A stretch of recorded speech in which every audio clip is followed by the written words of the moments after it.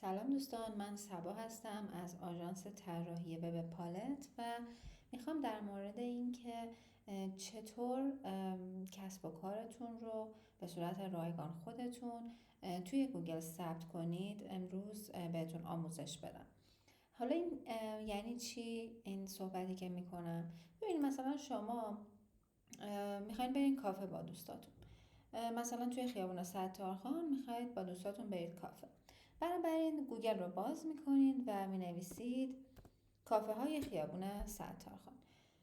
گوگل به شما یک ریزالتی رو نشون میده. حالا علاوه بر اینکه یک سری لینک هستند، نقشه گوگل رو هم، گوگل مپ رو هم داره به شما نشون میده که در واقع تمامی کافه هایی که توی این محله ستارخان توی گوگل ثبت شدن رو در واقع اینجا داره به شما نشون میده.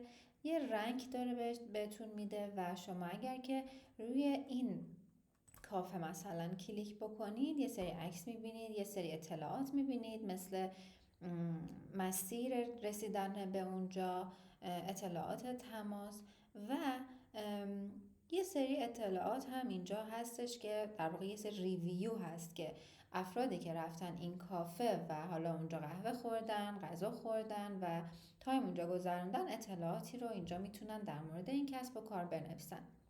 خیلی خب، پس تا الان فهمیدیم که قراره که چه کاری رو انجام بدیم.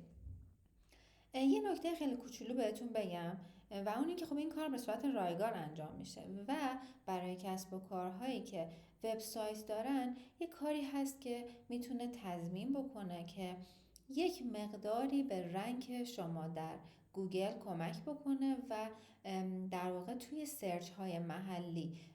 یعنی چی؟ یعنی وقتی که شخصی آدرس یک مکان مثلا خیابان ستارخان یا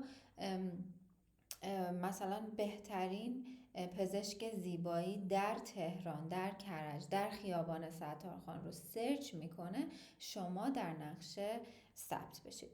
خیلی خب، برای اینکه این کار رو انجام بدیم توی نقشه گوگل مپ، شما با حالا زوم اوت و زوم این آدرس اون محلی که قرار هست که ثبت کنید که طبیعتاً آدرس کسب و کارتون هست رو پیدا بکنید. مثلا شما تصور بکنید که به صورت فرضی من این در واقع بلاک رو میخوام ثبت بکنم. روی این راست کلیک میکنم. اگه شما با موبایلتون میخواین این کار رو انجام بدید، دستتون رو نگه دارید روی محل، این در واقع منو براتون باز میشه.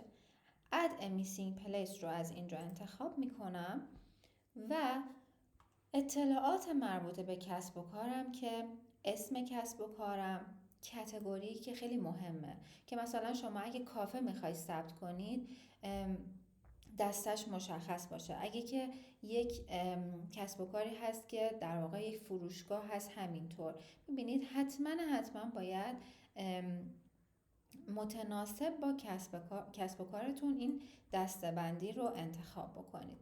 خب طبیعتاً اون آدرس به دلیلی که من کاملا زوم کردم روی صفحه آدرس درستی هست، ولی باز هم میتونید اطلاعات مختلفی رو اینجا بذارید که آدرس دقیق تر بشه.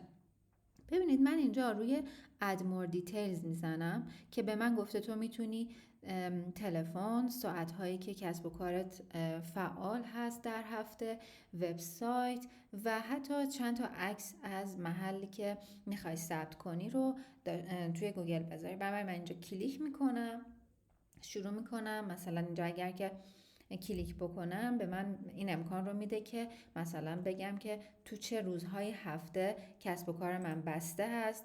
میبینی میتونم بگم باز روز مثلا یک شنبه یا بسته است و بعد سیو رو بزنم و حتی میتونم اینجا یک عکس از کسب و کارم در واقع آپلود بکنم.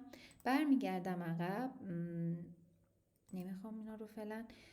خب شماره موبایلم رو مثلا میتونم اینجا حتما بزنم. اگه وبسایت دارید قطعا اینجا آدرس وبسایتتون رو وارد بکنید و در نهایت اینجا هم میتونید چند تا عکس رو از کسب و کارتون توی گوگل آپلود کنید و در نهایت دکمه سابمیت که اینجا هست رو بزنید.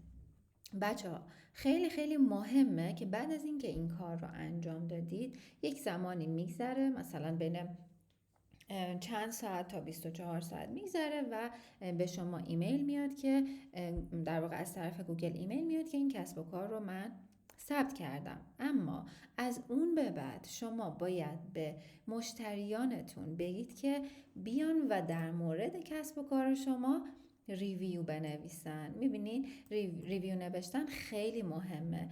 بیان بگن که چه احساسی داشتن از اینکه از شما سرویس گرفتن یا اینکه محصولاتی که از شما گرفتن چجور کیفیتی داشته. ببینید این خیلی خیلی مهمه، یعنی که این در واقع قدم اول رو شما برمیدارین. قدم بعدی این هستش که مشتریان شما بیان و این ریویو ها رو برای شما بنویسن.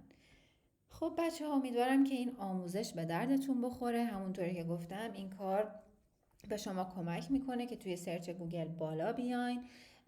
رایگان انجام میشه، خودتون میتونین انجامش بدین، پس حتما این کار رو بکنید و در نهایت هم ازتون میخوام که کانال ما رو سابسکرایب کنید و اگه ویدیو مورد پسندتون قرار گرفته بود لایک کنید. مرسی که تا اینجای ویدیو با من بودید.